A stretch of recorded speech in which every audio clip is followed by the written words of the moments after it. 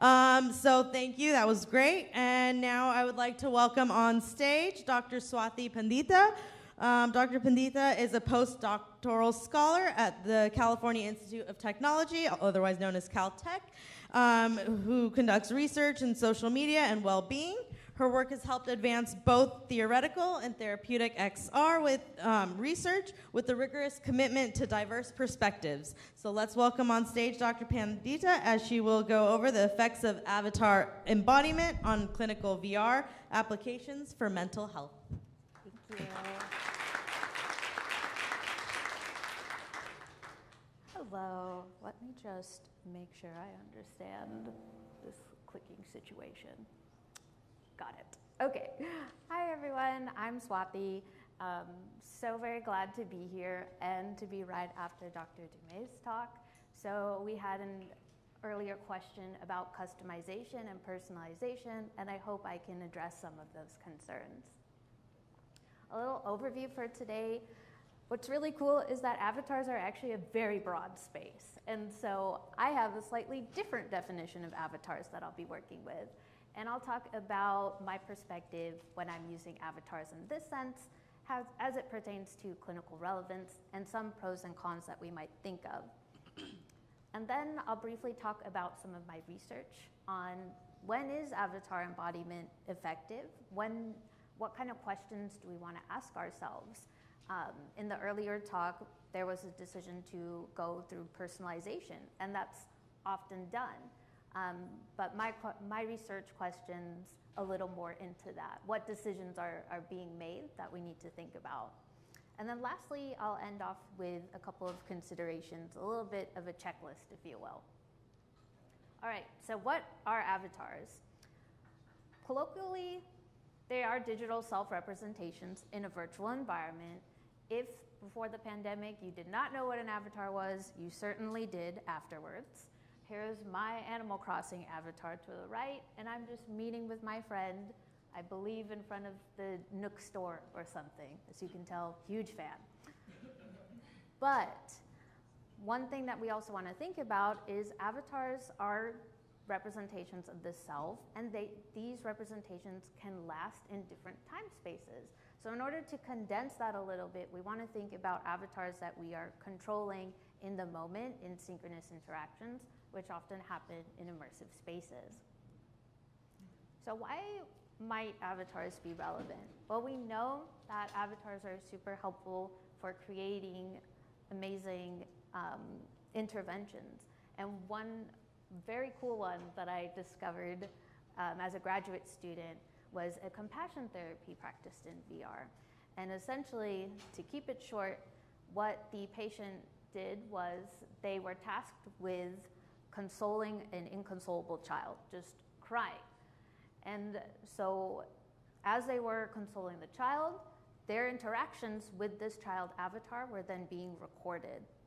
Then, in the next scene, the patient is then put into the child avatar, and now they are the inconsolable child. However, what's really cool is that their actions as an adult were then replayed back to them, all of the consoling words that they had said to the child. Now this is important because we know that individuals with depression often,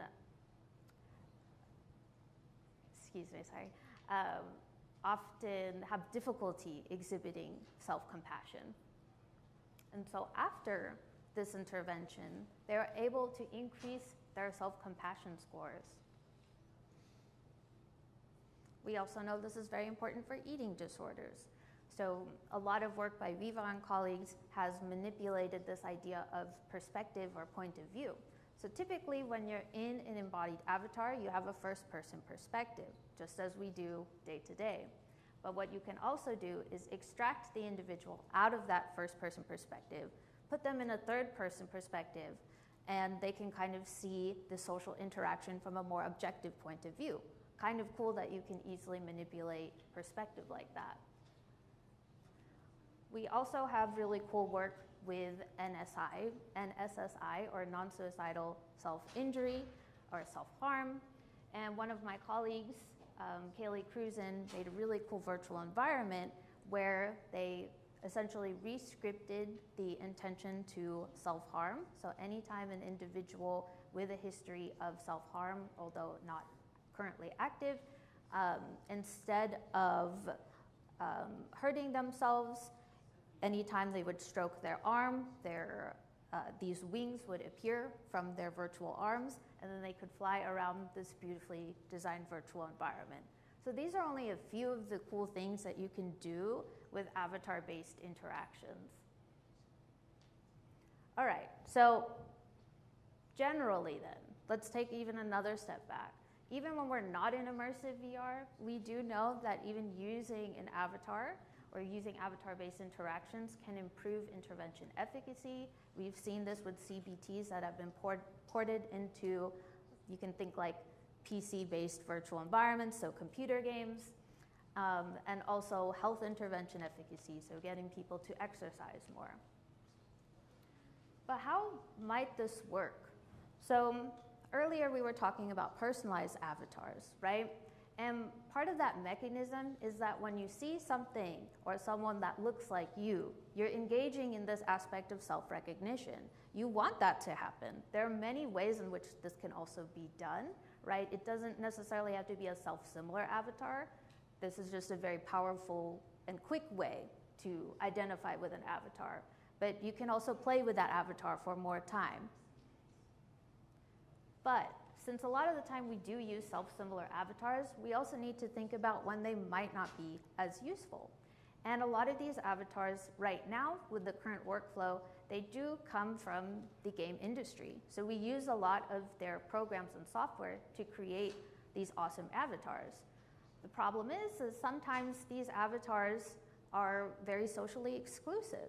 And this is extremely important, right? Because when you're a practitioner and you want someone to identify with their avatar, you're also communicating to them, this is how I might see you, right? This is how I'm representing you. And while that conversation might not necessarily be direct, it can be a very indirect message. And that's just something that my research kind of makes us aware about. Also to note, if you decide to allow participants or patients to create their own avatars and customize their own avatars, we do know that this is actually a positive experience. So in that same intervention, they had participants either be assigned a self-similar avatar or create their own avatar, and they found that those that created their own avatars had better effects of the CBT. All right, so where does this land? Well, for you guys, my research really talks about what the motivations are. What kind of expectations are people coming into when they're using an avatar-based therapy or any type of intervention? And then how might those expectations actually affect particular outcomes, broadly emotional well-being? So in this first study, we actually worked with over 30 avatar researchers. Yes, there are a lot of us. And we came up with an extensive list of motivations of why people might even want to use avatars in a broad professional space. So this can be anything like, say if we were meeting virtually in a virtual environment, how might I want to represent myself in that space? So this is still a study in the works. We've made our first round of exploratory factor analysis. I won't get too much into the details, but we did survey over 600 people, and this is broadly people with remote work experience. So we would ask them things like, how would you want to be represented by your avatar? What would you like to, what are your motivations for this? One of them being, do I want to be represented? Do I want my self to be represented? Should the self that I should be represented? Or should it be my actual self, who I am right now? Others could also be the ideal self of what I want to be. So maybe for me, I want to be, I don't know, I'm on a stage. So a scientific communicator, that is like my ideal self. So when asking about motivations, we actually had 116 items. The first round, we got down to 85. But for the sake of clarity and simplicity, what we want to think about is how people are thinking about representing the self, which aspect of self. Is this a self that is more with regards to physical resemblance or aspirational resemblance?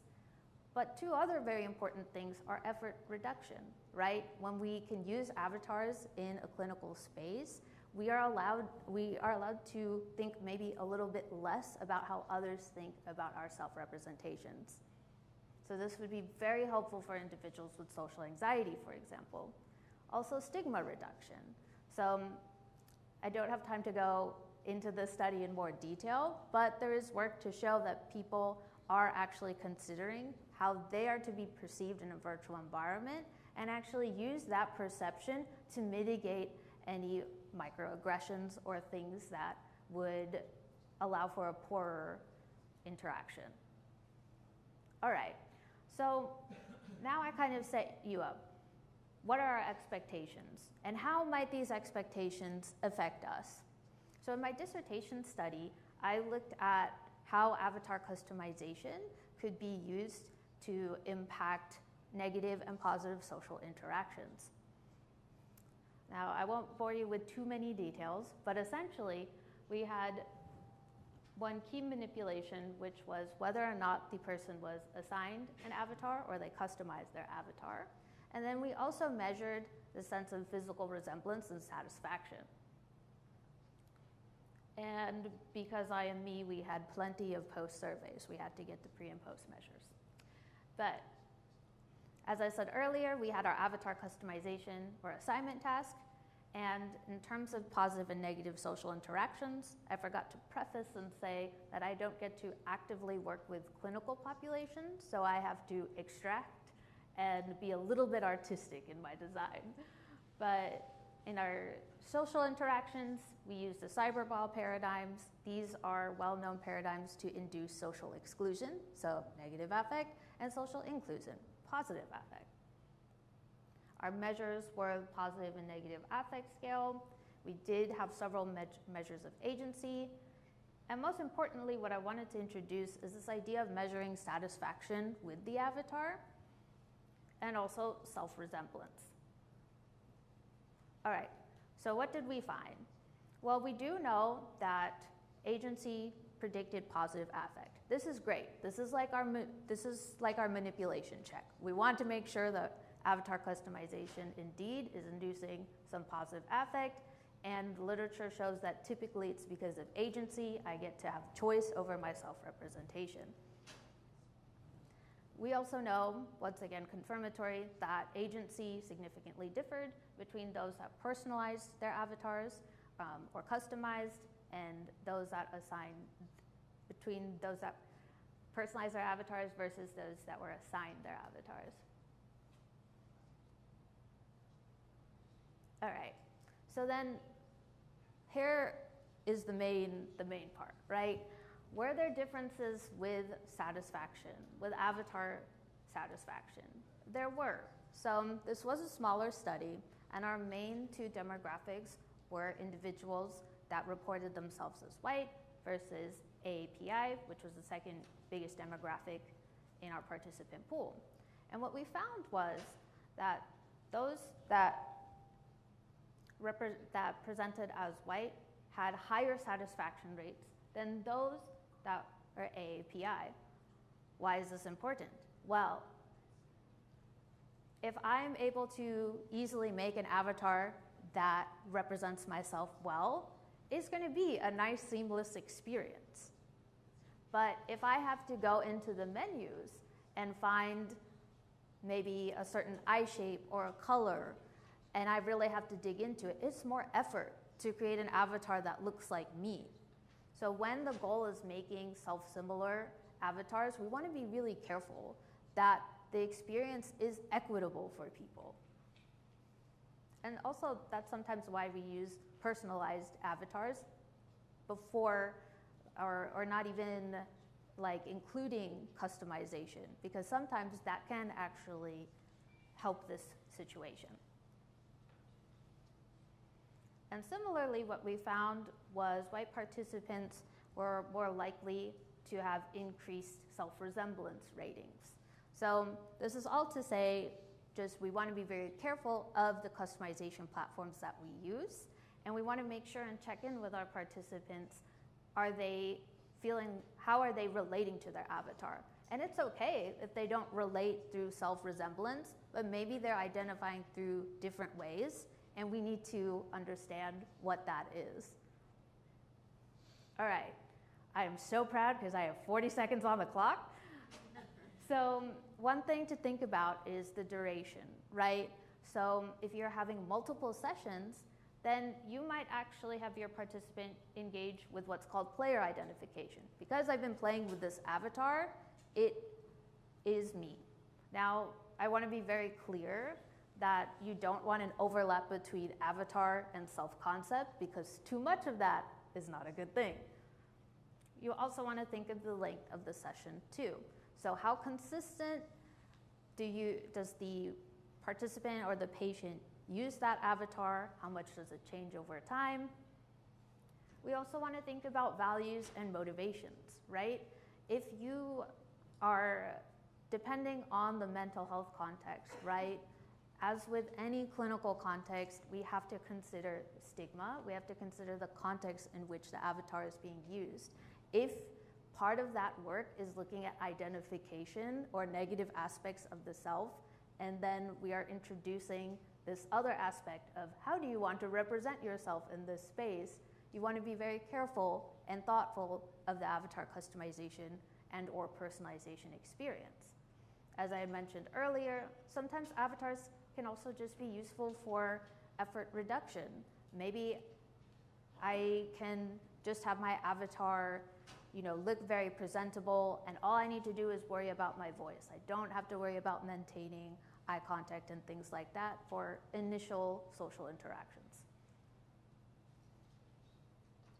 And lastly, we want to think about who is customizing the avatar, right?